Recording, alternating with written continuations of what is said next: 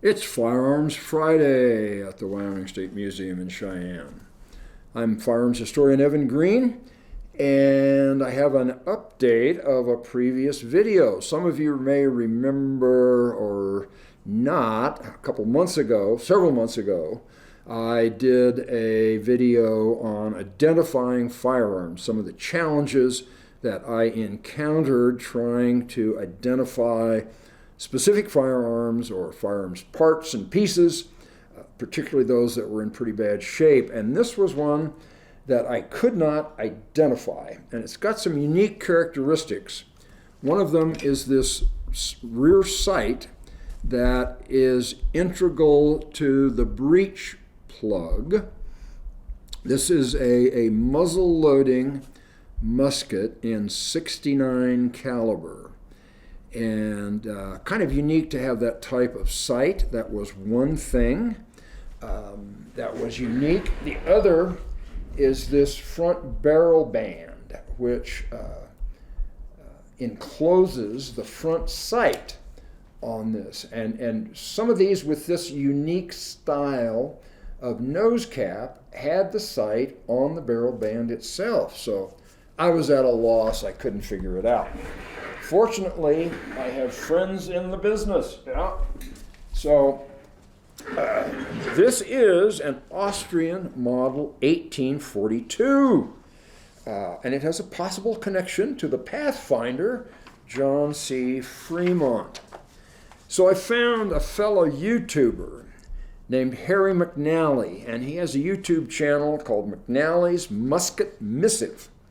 He sent this statement to me in an email. What you have looks very much like an Austrian model 1842 musket with what appears to be a Lehman percussion conversion. And he cites a reference in a book that I don't have access to, but he attached, he says, I'm attaching the relevant section to this email. I think the clue to identifying this guy is going to be that front barrel band enclosing the front sight. So here's what he sent me. The attached reference says that it's a modified Austrian model 1842 that had been converted from the original tube lock ignition system to percussion. Wow, that was a new term to me. What in the world is a tube lock? I'm ignorant of that one. So he says there are definitely similar characteristics in the description of the 1842. Observing those images, it's apparent there were variations, which was sometimes confusing, in the configuration of the lock plate and some of the other features. I also posted pictures on a forum called Civil War Talk, and this is the response I got there. You have an interesting piece. Well, I knew that. The musket is a nominal .69 caliber Muster 1842 Austrian Army smoothbore musket. It was used by line and border infantry in the Austrian Army. This example, based on the hooked bayonet lug on the front, was manufactured as a flintlock musket prior to 1838 and was transformed to tube lock during the subsequent production of the 1842 muskets.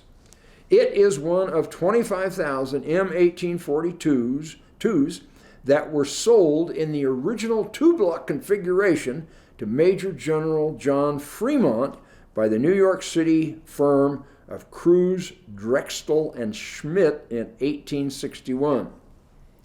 15,000 of them were issued to Fremont's troops in Missouri in tube lock, and 10,000 were sent to Cincinnati to be transformed to percussion by Eagle Arms Works. This is one of those 15,000. Approximately 8,000 surviving weapons were later sent to Henry Lehman of Lancaster, Pennsylvania, where in 1862 they were transformed from tube lock to smoothbore percussion under contract with the Frankfurt Arsenal. The percussion-style breech used by Lehman in this transformation is quite distinctive. So I'm really grateful to these guys, McNally and the poster on the Civil War forum, for assistance with identifying this. I mean, I'm convinced they're correct. That it's in 1842, and we'll put in a picture there of a tube lock, of the tubes, the percussion tubes themselves.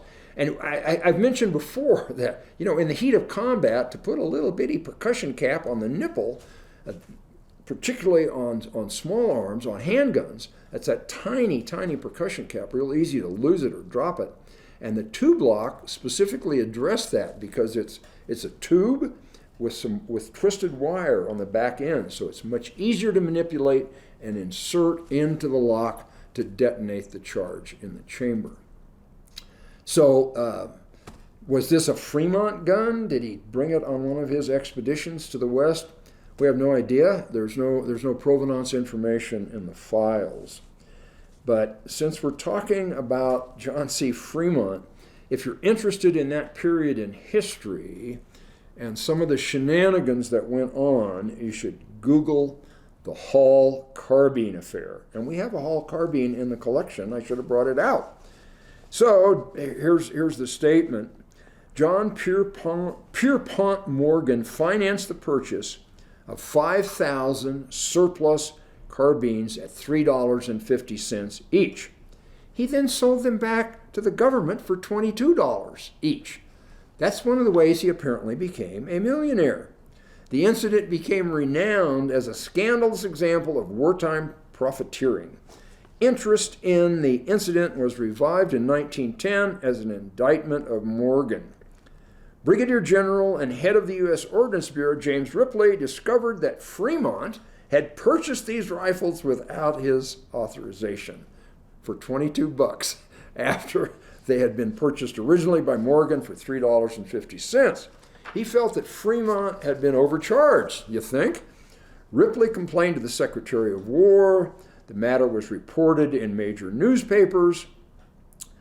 On September 26, 1861, by the next day, a House investigating committee was looking into the matter. In 1863, a Congressional Committee on Government Contracts was highly critical of the arms merchant and, by implication, of Mr. Fremont, General Fremont, writing, "Worse than traitors in arms are the men who pretend loyalty to the flag, but feast and fashion on the deaths of American soldiers." And we'll put in a picture of the tube lock. So, wow, we know what this is.